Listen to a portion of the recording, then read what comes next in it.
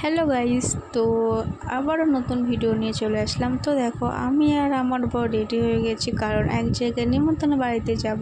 তো চলো, আমাদের কেমন লাগছে জানো। আর তো কিছুটা রাস্তা যেতে না যেতে বৃষ্টি আরম্ভ হয়ে গেছে। তো দেখো, একটা মন্দিরের সামনে দাঁড়িয়েছিলাম, তো বৃষ্টি বন্ধ হয়ে গেছিলো, তাই আবার রওনা দিলাম গন্তব্যস্থলে।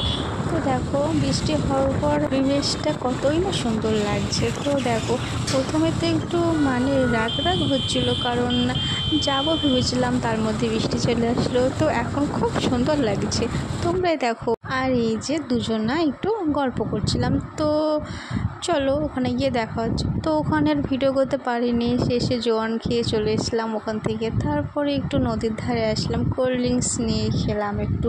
আর ওখানে জায়গাটা খুব সুন্দর, তোমরাই দেখো কত সুন্দর আকাশ আর প্রচুর হাওয়া, খুব ভালো লাগছিলো বসে। তো ওখানে একটা রিল ফটো করে তারপরে তোমাদেরকে নদীটা একটু দেখাচ্ছিলাম। তো দেখো, ওখানে মাছ ধরছে, তাই তোমাদের দেখাচ্ছিলাম। তো কেমন লাগছে বলো, কমেন্টে অবশ্যই জানিও। আর হ্যাঁ, এই যে কত সুন্দর জায়গাটা।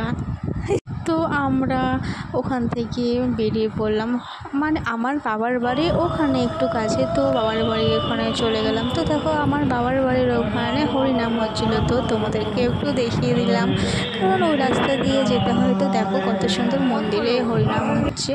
তো এই যে বলতে বলতে বাবার বাড়ি চলে এসেছি, এই যে আমি যাচ্ছি আর বলছি যে আমি বাবার বাড়ি চলে এসেছি। তো তারপর সন্ধ্যাবেলার দিকে আবারও গিয়েছিলাম হরিনামতলায়।